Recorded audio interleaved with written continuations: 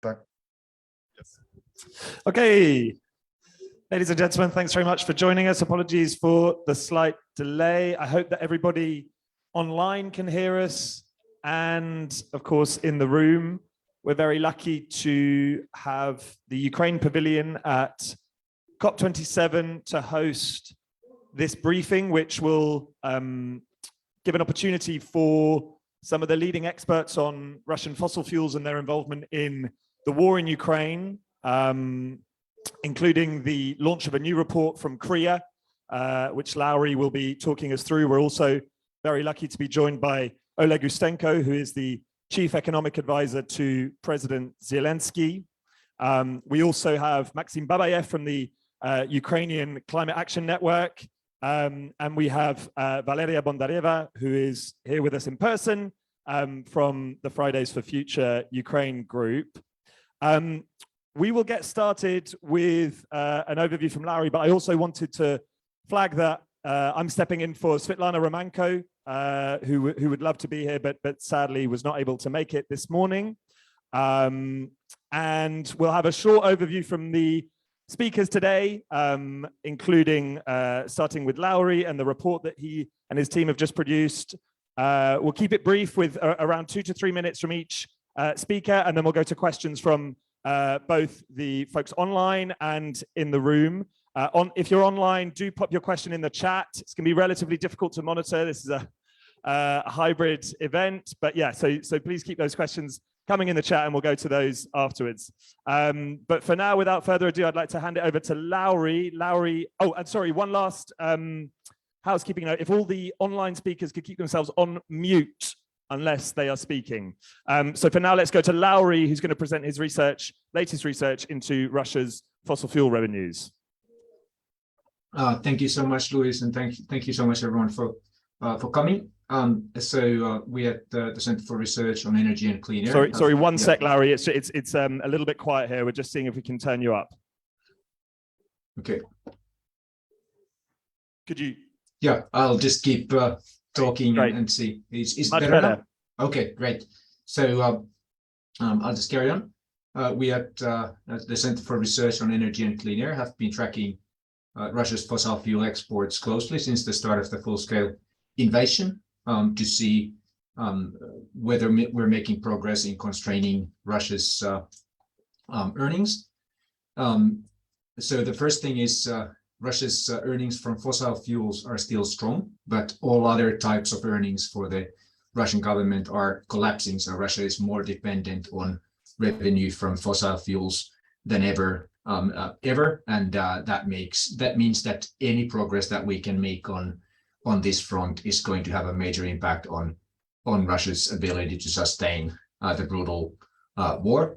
There was an encouraging ruling a couple of weeks ago from a UK court that found that importing Russian fossil fuels into the UK arguably is a terrorism offense. So this is the first legal recognition that I know of that starts to face to the reality of what we're doing here. The encouraging thing is that in October, so this is our update for October, we saw the first drop in the value of imports of Russian fossil fuels into the EU below the levels before the invasion. So Russia made a massive windfall from the increase in fossil fuel prices at the start of the invasion, and even before when they were constraining exports to Europe. But now the imports into Europe are falling below those levels, and overall value of exports also fell. But still, we estimate that Russia made 21 billion euros out of exporting fossil fuels in October. Looking at, so the EU is set to ban the imports of crude oil by ships in a few weeks, 5th of December. Encouragingly, we're already seeing the shipments of crude oil out of Baltic ports falling, and those ports are the ones that supply Europe. So we're not seeing a last-minute scramble for crude oil from Russia. What we are seeing is a jump in oil products imports from Russia's Baltic ports, because those are still allowed until February. But overall, we saw a drop in departures of oil from Russian ports in October. So that's positive. One really key thing that can't be emphasized enough is that Russia relies very heavily on European shipping infrastructure in order to export its fossil fuels. So for all types of fossil fuels, at least 50% of Russian exports are carried aboard ships that are owned by EU companies or insured in the UK or Europe.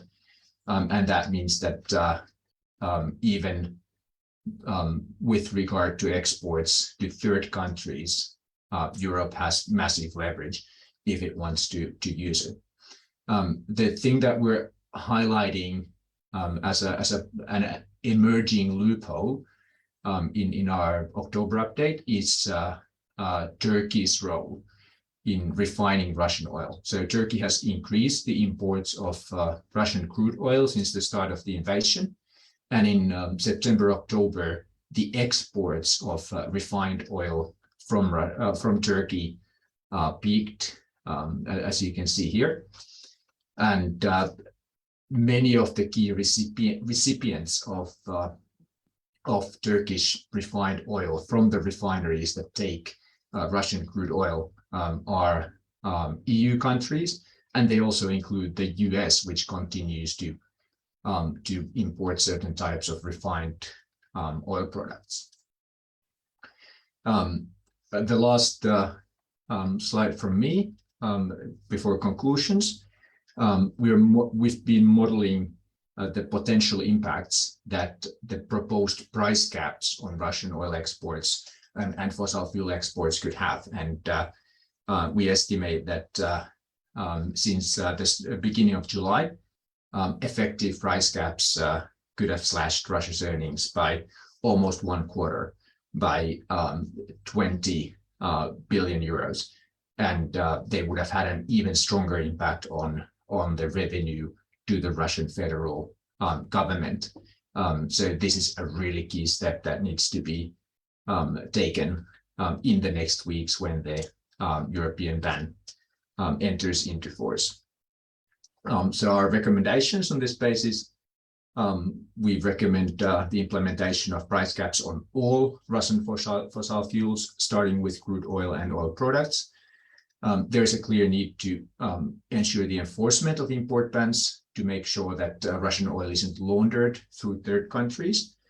And the EU and the US should also consider banning the imports of oil products from all refineries that take Russian oil. So you can't play with selling Russian oil to certain customers and then other oil to European and US customers. And of course, we need to accelerate clean energy, energy efficiency, energy savings in the short term to replace Russian fossil fuels and mitigate the economic impact of this crunch. Thank you.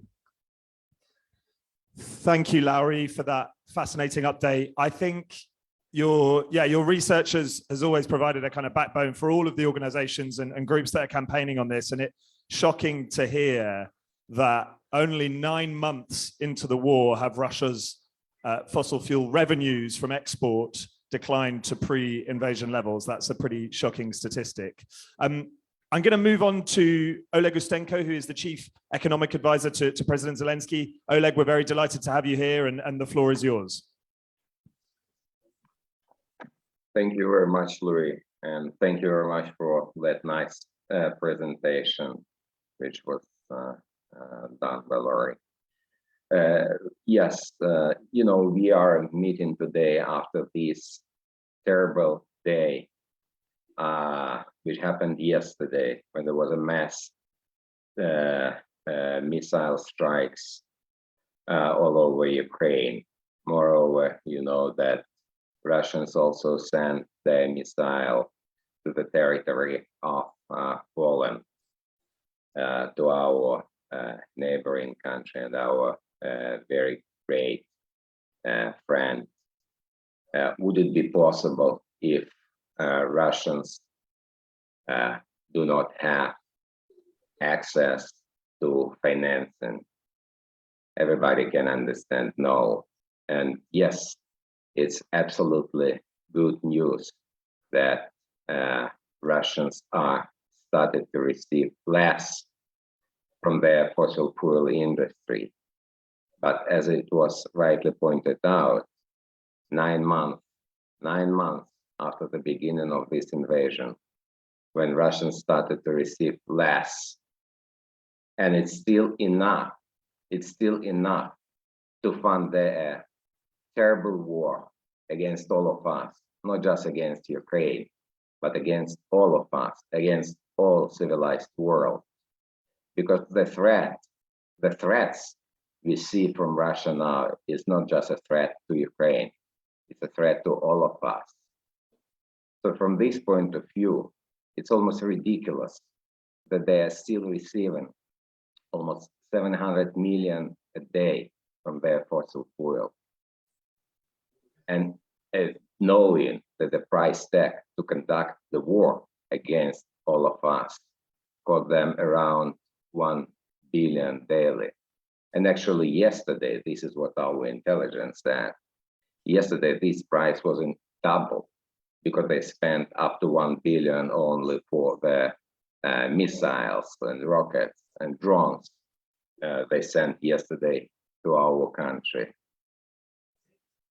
So 700 is still a lot, and that's why we are looking forward to the introduction of price cap mechanism, which is supposed to be introduced since December 5th.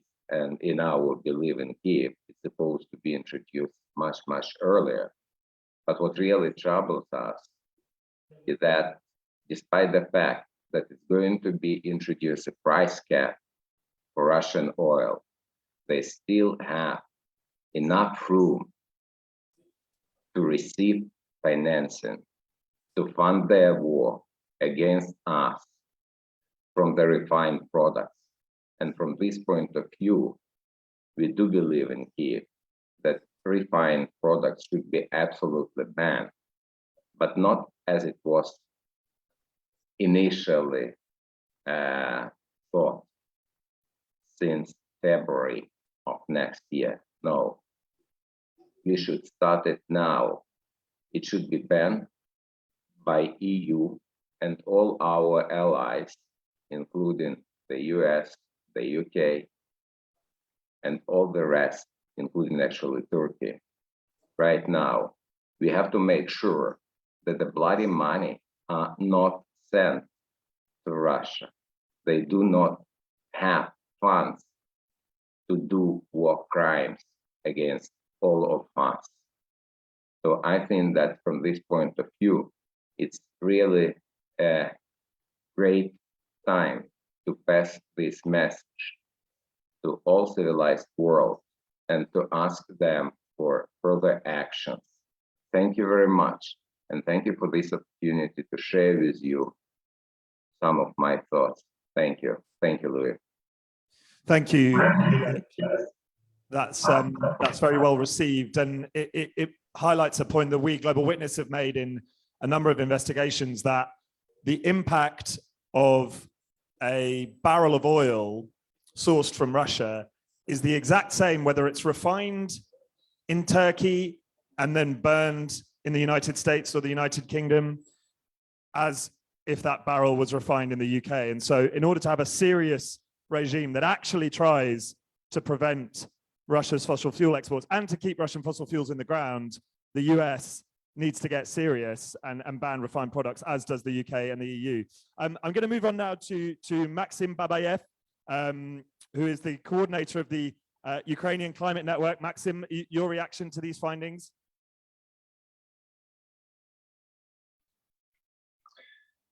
Yeah, hello everyone. I hope you can hear me well.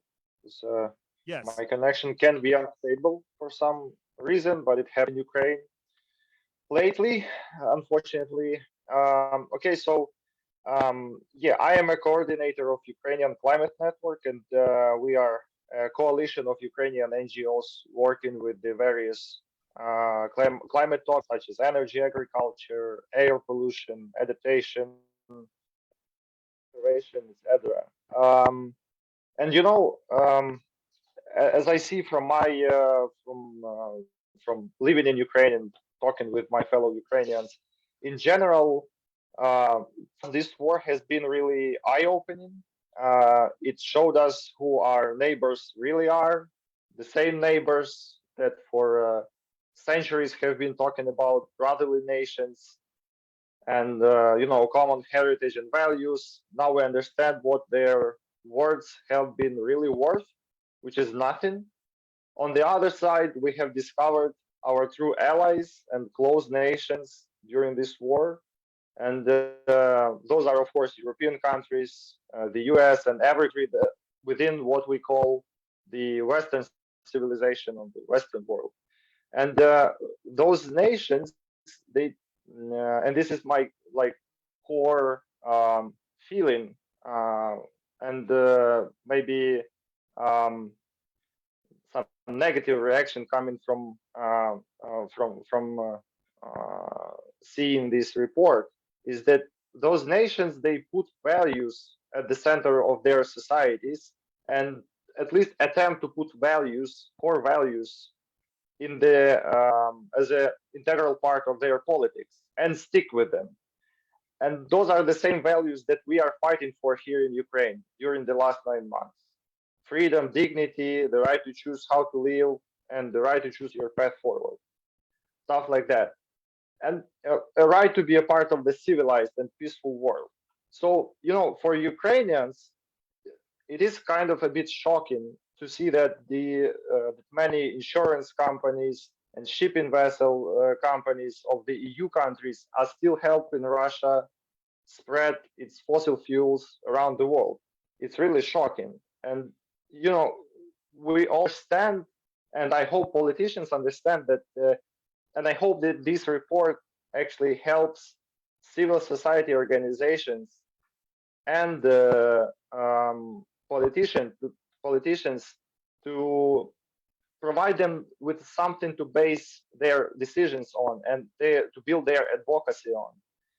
And you know, these profits, they are financing the biggest war in the center of Europe since the World War II. That's what we clearly have to understand. And we are, of course, doing this, having this event during the international climate negotiations. And they, talking about climate, they deepen the climate crisis, making the world's dependence on dirty fossil fuels longer and deeper. And of course, those companies and maybe countries may see some profits before their eyes in the short term. But we need to show them that this short-sighted position hurts them and the whole societies in the long term, and those societies that they live and operate in. So, and the threats are in the form of climate crisis that we will be facing more and more in the coming years, and the political threats, because as Russia has clearly shown, they will not stop in Ukraine. They have global plans. And I think clearly the countries that process the Russian fuel and create a shadow market for it, and do all connected activities, and also companies that continue to insure and provide vessels for transportation, should become the object of secondary sanctions in the next, you know, some EU decision. I don't know by which body, but something has to be done. I'm sure it will be done, but we need to make it faster, because the each day of Russian regime being able to fund its war, it brings many casualties and many bad things to Ukraine, and not only in Ukraine. We've seen it yesterday. The war spilled to Poland, and if we don't stop it now, I don't know where it will go. So thank you. That's my feelings. Maybe maybe a bit emotional, but that's what I care. And I thank you, CREA, by the way, for doing your great work, because, as I said, it provides a great basis for advocacy by civil society and for decision making for politicians. So thank you for that again, and I will be finishing because I want to get more time for Q&A session. Thank you. Thank you, Maxim. Yeah, it's a common shock that I have that it's taken this long to approach an embargo. It goes completely counter to the purpose of the embargo to wait 9 months before introducing it. And I think we're seeing the effects with that, as Lauri's just pointed out, with revenues only just starting to drop. I'm going to turn now to Valeria Bondareva, who we're lucky enough to have here in person. Valeria, the floor is yours. Thank you. Okay. So I'm a climate activist from Fridays for Future Ukraine. I'm a young activist, and I had been, before the war, I had been taken to the streets to fight against the fossil fuel industry, to make sure that I do everything to guarantee myself and my generation a safer future. And when the worst, so I was extremely hopeful for this safer future. And when the war started, I think it kind of changed, and it turned out to be completely the opposite.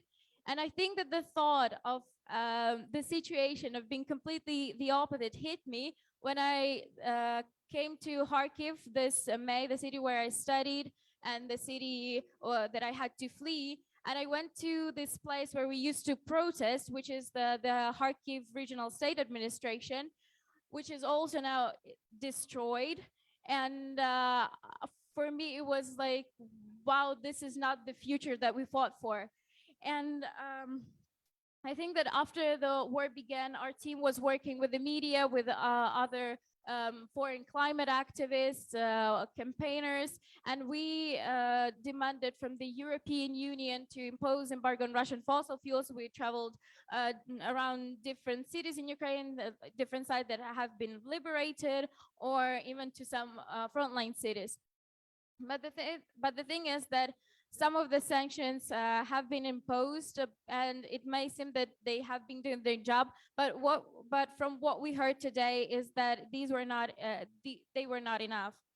And I think that Russia's full-scale war on Ukraine must have become the final straw for the United States and the European Union, the world's democratic leaders, forcing them to say that they would halt any trade relationship with the Russian Federation, whose economy heavily relies on oil and natural gas exports.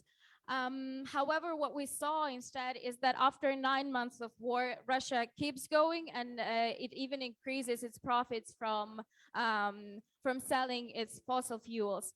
And I think that also the problem is that none of my Ukrainian colleagues, like from the team that I work with, we didn't want to see Russia at COP27 because we believe that this might be like another international platform for them to lobby their interests and their fossil fuels and nuclear-based projects. So I think this is not consistent with the climate policies our world is already doing, and it is there's simply nothing to negotiate with them.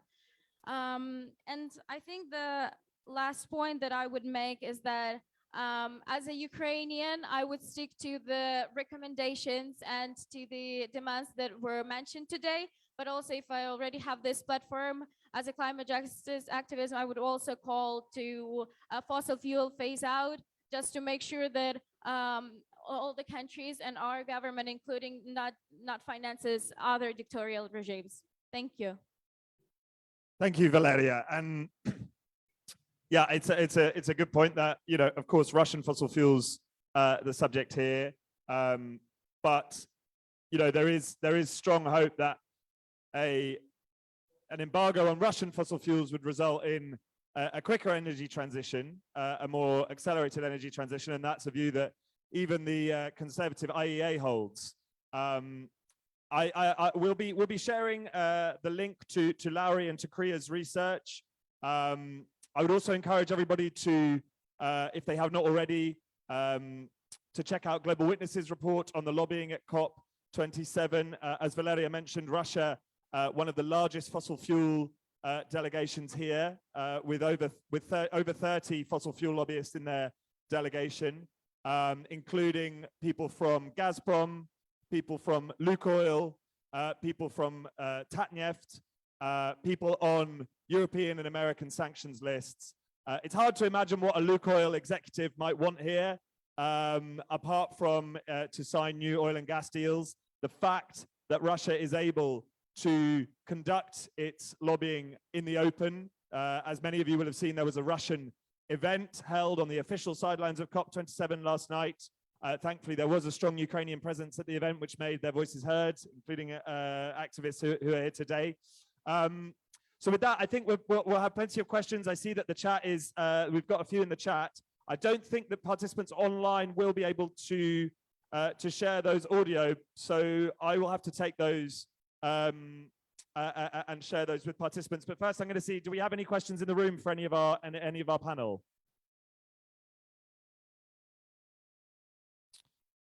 Okay, let's go to, let's see if we have any in the chat. Sorry, I'm going to have to come over here. Okay. Okay, great.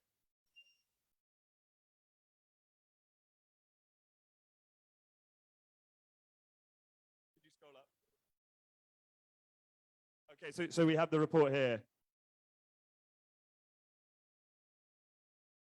And one more.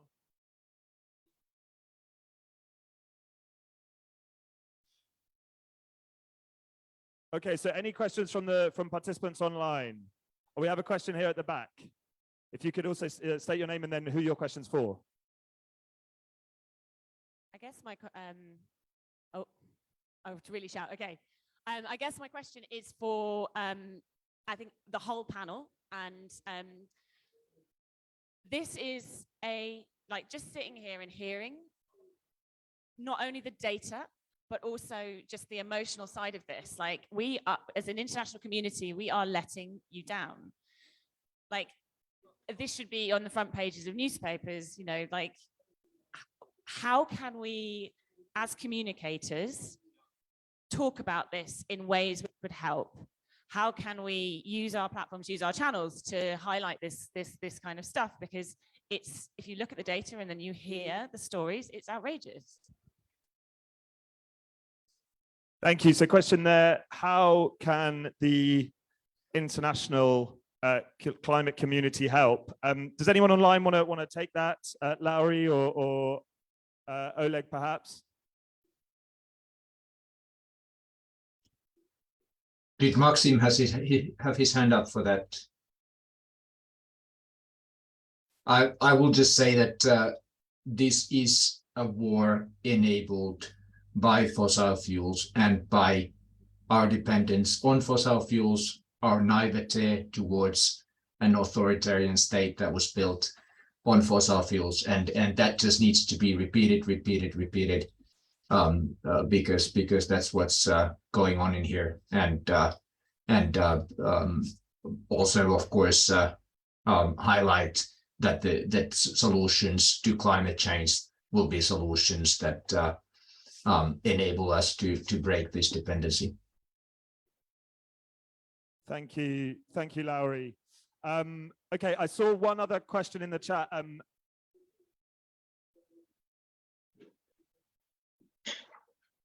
Yeah, should I answer this one? Yes, please, Maxim. If you yeah. have thoughts. Yeah. So that's actually a very good question, and I've been thinking about it for like many times during the war.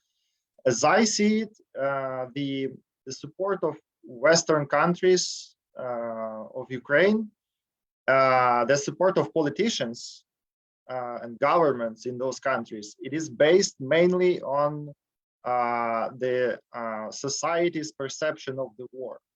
So people in the EU, in the US, in Great Britain, other countries, they support Ukraine, and they want their governments to support Ukraine more and more. So the governments, being democratic, these countries, these governments have to listen to people. So my advice, I guess, would for all organizations all around the world, talk to people and bring these messages to people, so that they voice them to their governments and to politicians. And I think that's the key, because without the people's, without the societal support of Ukraine, I don't think the military and financial support, all other kinds of support by the governments would not be that good, would not be that that helpful. So that's my advice, I guess, to everybody wanting to help Ukraine. Work with people, and people will tell the governments what to do. Thank you. Thank you, Maxim. I know that Valeria here also has some thoughts on that. Yeah. So I think that.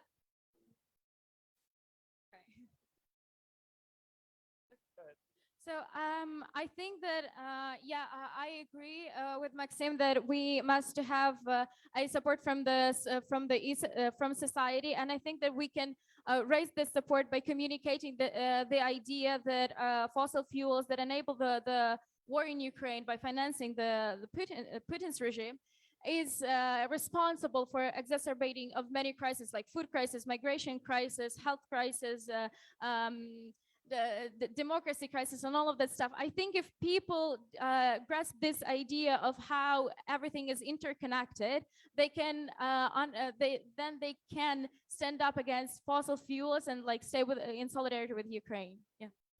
Thank you so much. Okay, next question I'm going to go to in the chat is from Leonie from Politico, who asks, you've mentioned that Turkey plays an increasing role in sanctions evasion. What's the best strategy to control, prevent that? I'll go to Lowry in just 1 second, but from Global Witness's research, I think there's a few clear things that can be done immediately.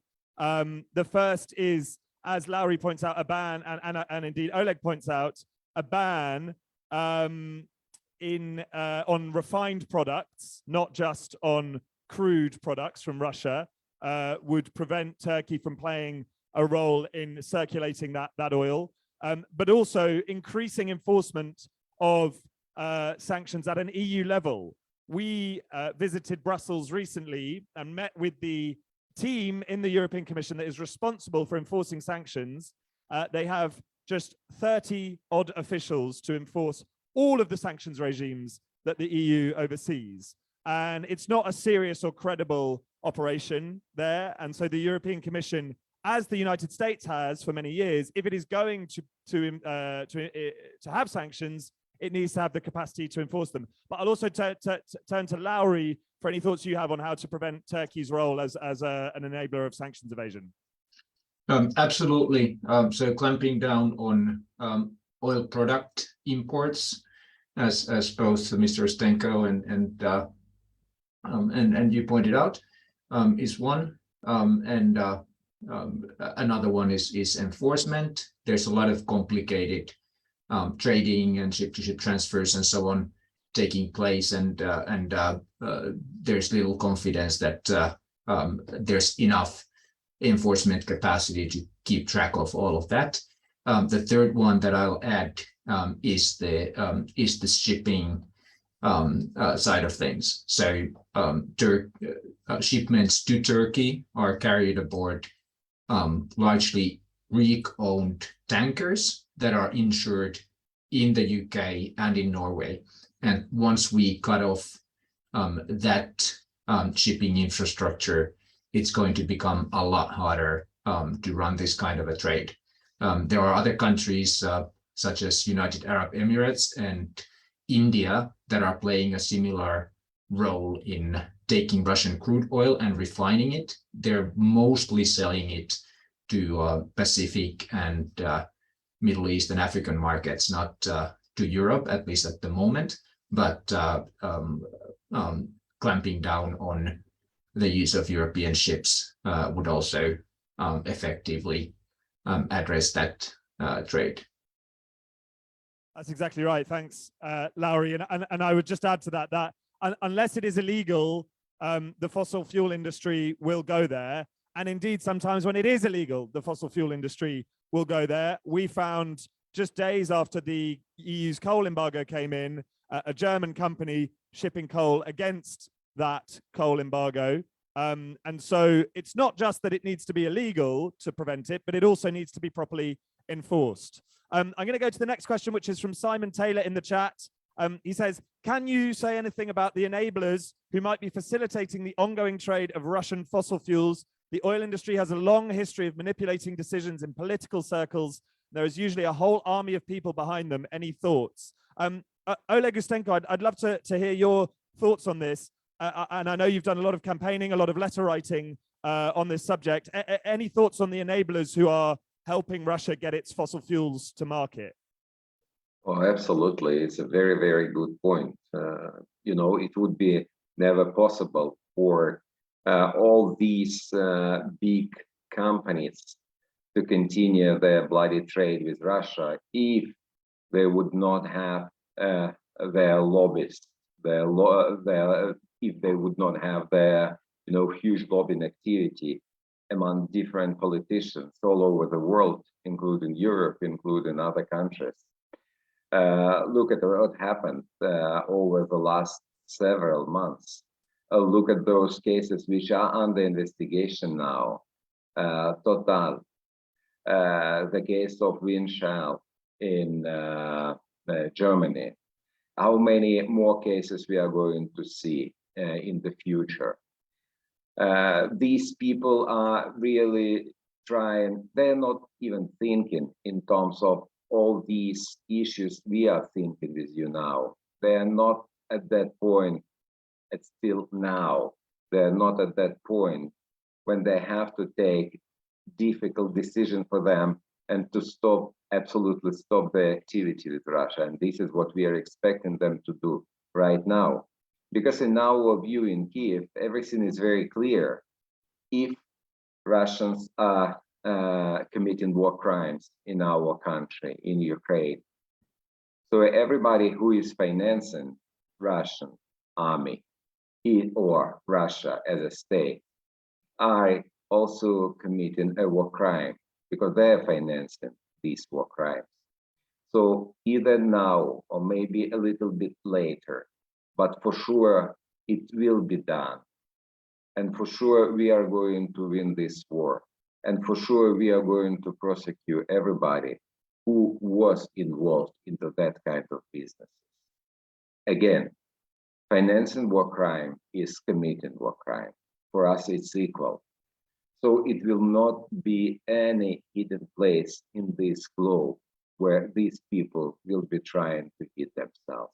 No way. We are going to find everybody. And we are going to prosecute everybody. And eventually the history will judge about their role now in this bloody war, which is conducted on our territory, on Ukrainian territory, but against all of us. Thank you very much. Thank you so much, Oleg. I'm going to try and bring in Olga Vesnyanka, who's in Kyiv. Olga, if you're able to speak, I believe you have a question and a position to share. Thank you. I will try, but I can be disconnected because, yes, I don't have electricity. Hello, everybody. So I'm Olga Vesnyanka, accredited. Sometimes, some years, the only one journalist from Ukraine at COP negotiations. So that happened before from COP15 until now. But now I am in Kyiv, and like I'm winner of different competitions as journalist, like on sustainable development and so on. So I know what we are talking about. And my question is to anybody, to any experts or representatives of international environmental NGOs, especially, and for those who are like inside delegations from to the parties, let's say, maybe somebody from the parties want to answer. As far as human rights defender, as media expert, I'm working now with a working group created by decree of President of Ukraine on establishment of a special tribunal for the punishment of the crime of aggression against Ukraine, which Svetlana Romanko was saying yesterday on on aggressor side event, and also you see, for example, Mac here in my kitchen where I'm sitting, because I'm working with Crimean Tatars, and I'm happy that this scope is in Egypt actually. So hello to everybody from, like, let's say, Muslim community who are for justice. And speaking about justice, you know, crime of aggression, this is like mother of crime. Of course, International Criminal Court working on war crimes investigation and so on, but special tribunal which is supported from 6 to 16 already states, and will punish political and military leadership of Russia. My question is to environmental NGOs: how well you see are documented symptoms of crime of aggression? I mean, environmental war crimes, and who you see agree or want or really want to bring perpetrators to justice together. I mean from those international NGOs who are really for justice and who are really for justice, also for climate justice, let's say, because of course, I saw a lot in Peru, in Lima, in Cancun, all these delegations from Gazprom who were trying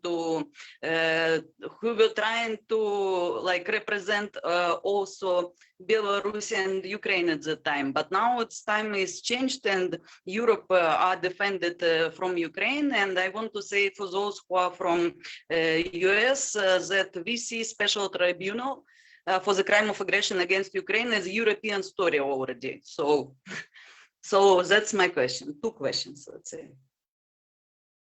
Thank you, Olga. Does anybody on the panel want to come in on that? I have a few thoughts, but I'll leave the floor open for you all first.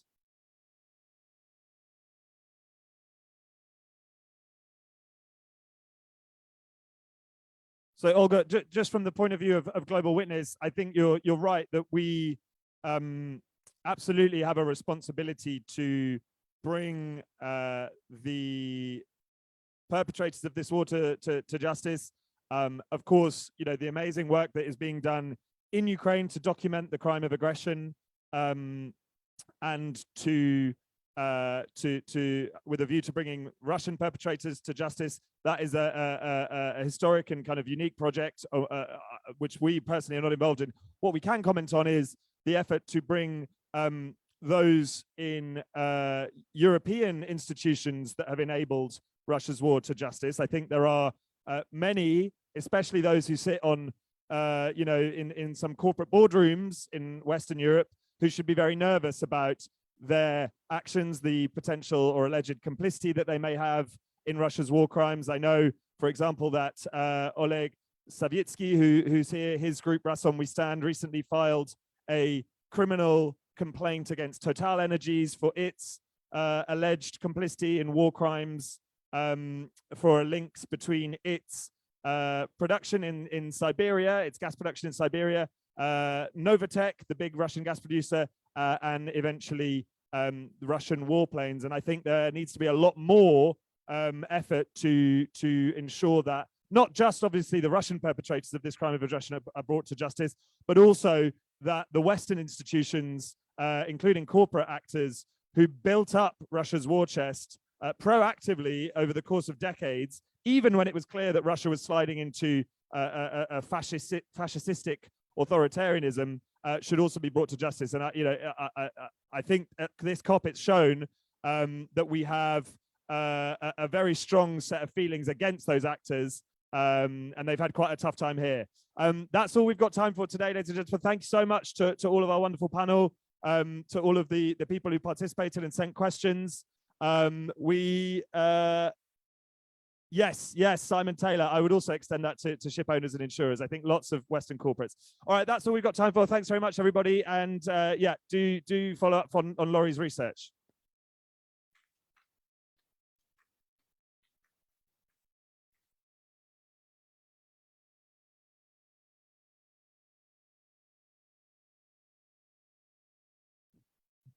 Так, колеги, можемо зупиняти відеозапис.